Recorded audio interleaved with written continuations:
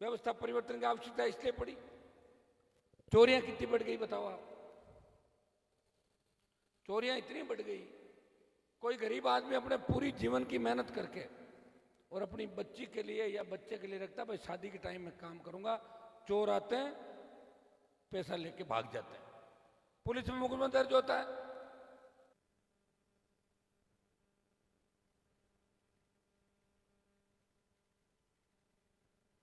कितने हुए?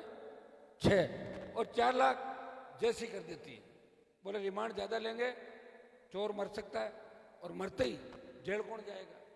ये भी सही है, मरते ही नेता बॉडी लेके बैठ जाते हैं, ये भी सही है। पुलिस कई मामलों में ठीक भी है, लेकिन कई मामलों में गड़बड़ है, क्योंकि चोरी के मामले में सजा का प्रावधान बहुत छोटा है, छूट जाते हैं, चोरों की आदत पड़ जाती है, फिर वो धीरे धीरे बड़े चोर बन जाते हैं।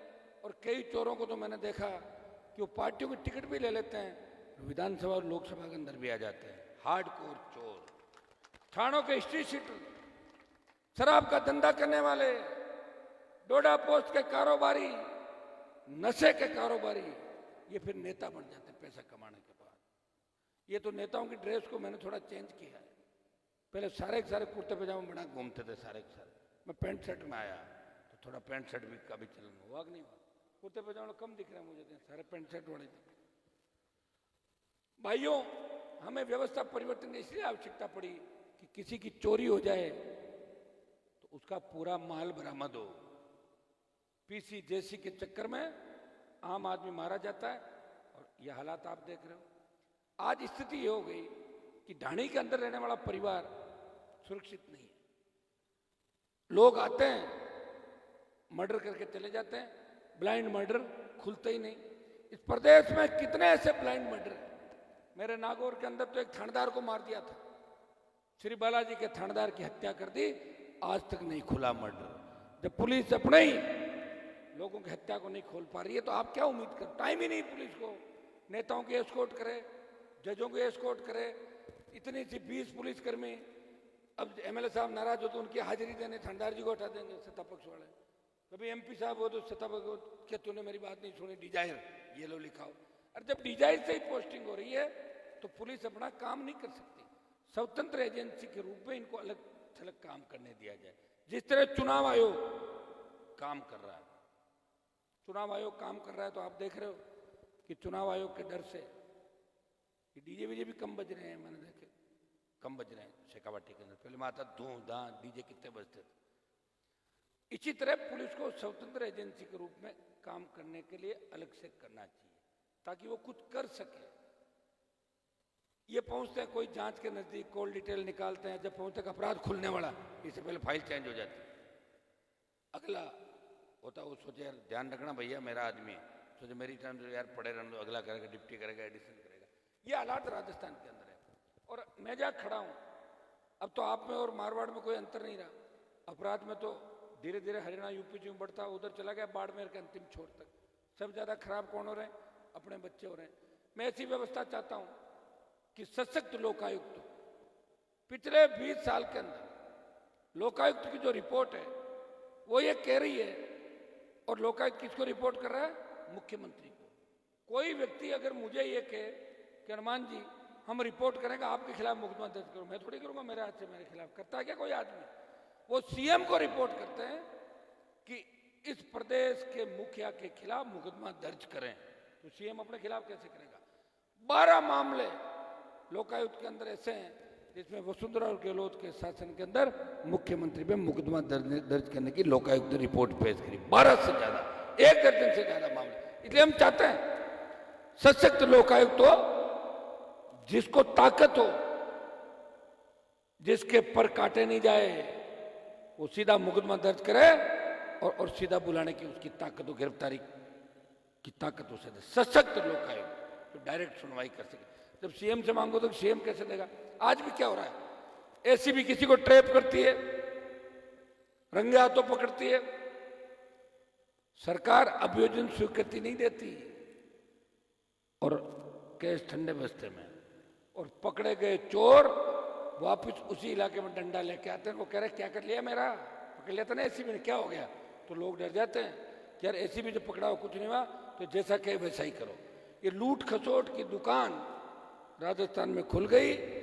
पॉलिटिक्स में भी लोग व्यापार करने के लिए आते हैं और नौकरियों में भी ऐसे थाने और ऐसे सर्किल देखते हैं जहां आमदनी ज्यादा हो। मेरे उधर नहीं लगना चाहते पुलिस वाला कोई भी, कम लगना चाहते। तो भी क्या कर रहे हो, गड़बड़ मत करना, सुधारी रोज का ही काम है। नहीं तो एमएलए साहब को सेट किया, एमपी साहब का हिस्सा बांधा, चलते रहो, कोई पूछने वाला नहीं। तो भाइयों मैं ये आपको संदेश देना चाहता हूं कि हमारा मकसद ये है। इस प्रदेश के अंदर आप देखिए, दिल्ली में मैं लोकसभा के अंदर हूं, सेंट्रल हॉल के अंदर जब हम सारे एमपी बैठते हैं, बात चलती है तो पूछते राजस्थान की क्या हालचाल है, तो मैं कहता हूं लड़ रहे हैं मजबूती से। बोले क्या लड़ रहे हो, एक बार बीजेपी एक बार कांग्रेस, सीधा सा समीकरण है, कहने की जरूरत नहीं। वहां तो लोग कांग्रेस बीजेपी के अलावा वोट ही किसी को नहीं डालते। ये तो मैं गया दिल्ली और जब किसान आंदोलन हुआ, पहली बार हरियाणा, यूपी, पंजाब, दिल्ली के किसानों ने ये एहसास किया कि हमारे नेताओं की जंग लग गई, लड़ाई कोई लड़ेगा वो राजस्थान का धरती पुत्र लड़ेगा। मेरे पास इकट्ठा होकर आए, बोले हनुमान जी आप सत्ता छोड़ दो, मोदी का साथ छोड़ दो, हमारे नेताओं के जंग लग गया, हमारे नेता खट्टर और मोदी की गुलामी कर रहे हैं, किसान कौम की उम्मीद आप हो, आप जवान हो और एक बार सत्ता छोड़ोगे तो किसानों को ऊर्जा मिलेगी। भाइयों मोदी की परोसी हुई थाली छोड़ के अगर किसान बिलों के खिलाफ सड़क पे कोई सांसद आया तो नागौर का सांसद था जिसने आपके सम्मान के लिए सड़क को चुना और सत्ता को ठोकर मार दी। दूसरा जब अग्निपथ आया, आज शेखावाटी की जिस धरती पे मैं खड़ा हूं, 62, 65, 71 कारगिल की लड़ाइयों के अंदर बड़ी लड़ाई शेखावाटी के वीरों ने लड़ी।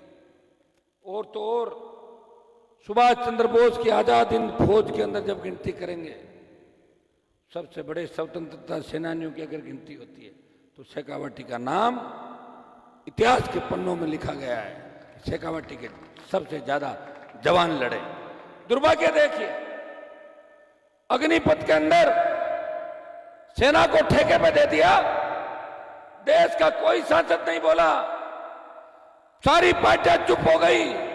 अगर झंडे के साथ किसान के बेटों के लिए कोई सड़क पे लड़ा, लोकसभा में लड़ा, ऑल पार्टी मीटिंग में प्रधानमंत्री को चेतावनी दी और जोधपुर में 2 लाख जवानों की रैली करके संदेश दिया, आ रहे हैं दिल्ली की तरफ, तैयारी कर लो।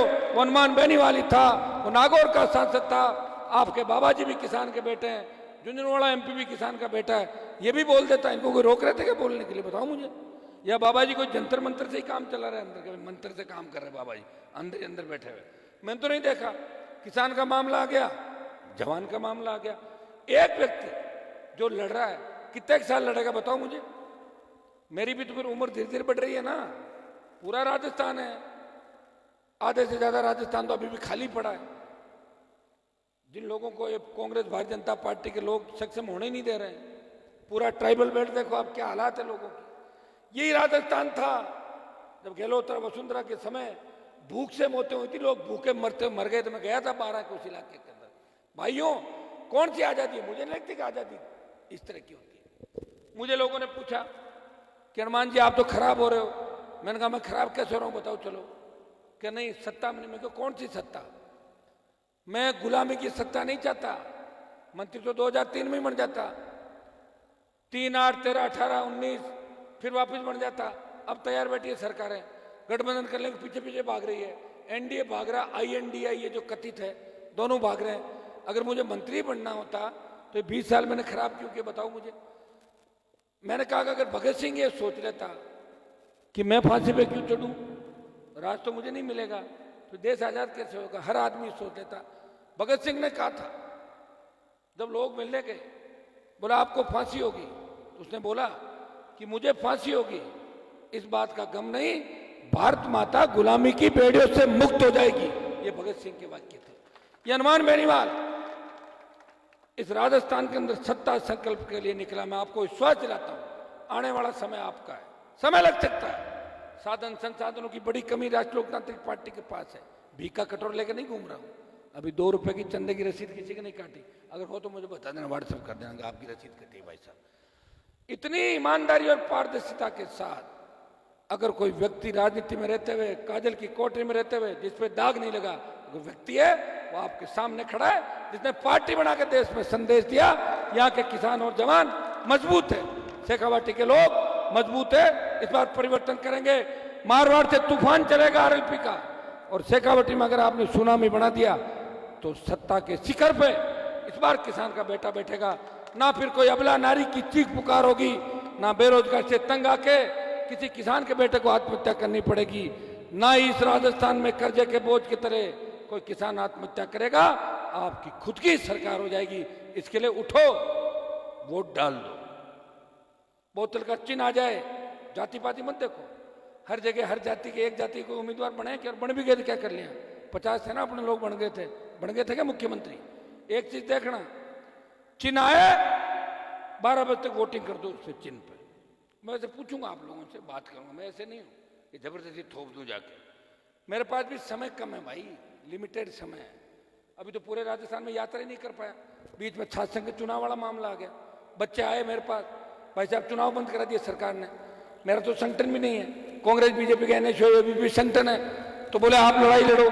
मैंने लड़ी लड़ाई बच्चों की, 1 महीना बच्चों के लिए लड़ता रहा कि छात्र संघ के चुनाव कराओ, रैली करी, बच्चे तो नहीं आए, आरएलपी के कार्यकर्ता जरूर आए थे सारे के सारे रैली के अंदर, छोटन जी थे वहां पे, और 2.5 घंटे बरसात में खुद भीगा बच्चों के साथ। हमें क्या पता अचानक बारिश आ जाएगी, नहीं तो बारिश वाला वो टेंट लगा लेते जिसमें पानी नहीं आता, तिरपाल लगाते। दुर्भाग्य देखिए, लेकिन भीग के मैंने संदेश दिया, आप अकेले नहीं हो, दुख सुख के अंदर मैं आपके साथ खड़ा हूं, आप चिंता नहीं करें। लेकिन मैं लड़ते लड़ते कितना लड़ूंगा ये तो बताओ। 5 साल आप भी तो मेरा कहना मान लो, एक बार वोट ही तो डालना, और क्या करना है, और थोड़ी मांग रहे हैं आपसे कुछ, जाके वोट दे देना राष्ट्रीय लोकतांत्रिक पार्टी को। मेरे पास नौजवानों की ताकत है। देश को आजाद किसने कराया? नौजवानों ने। अगर नौजवान बलिदान नहीं देते, झांसी की रानी नहीं लड़ती, तात्या टोपे, मंगल पांडे, भगत सिंह नहीं लड़ते, देश आजाद नहीं होता। भाइयों, अपनी ताकत को पहचानो, और इस बार एक चीज देख लो, मुकाबला राजस्थान में किन किन लोगों का है, कौन कौन चेहरे मुकाबले में। अशोक गहलोत, भारतीय जनता पार्टी के 12 तेले थे दूल्हे और एक लुटेरी दुल्हन 13। एक राष्ट्रीय लोकतांत्रिक पार्टी है, दूसरे सब चेहरों को देख लेना। जब वो चिन्ह बोर्ड देने जाओ तो उसमें देखना कि जहां बोतल का चिन्ह है उसमें हनुमान बेनीवाल की परछाई आपको नजर आनी चाहिए, तब जाके वोट आरएलपी पार्टी को पड़ेगा। मुझे पूरा भरोसा कि शेखावाटी का जवान इस बार बदलाव करेगा। वो मारवाड़ के जवानों से बढ़ के हनुमान बेनीवाल की नई जो किसान जवान की राष्ट्रीय लोकतांत्रिक पार्टी है, इसको मदद करेगा। आपको बहुत बहुत धन्यवाद। श्री माधोपुर की जो भी समस्याएं उनका समाधान करेंगे, आप निश्चिंत रहें।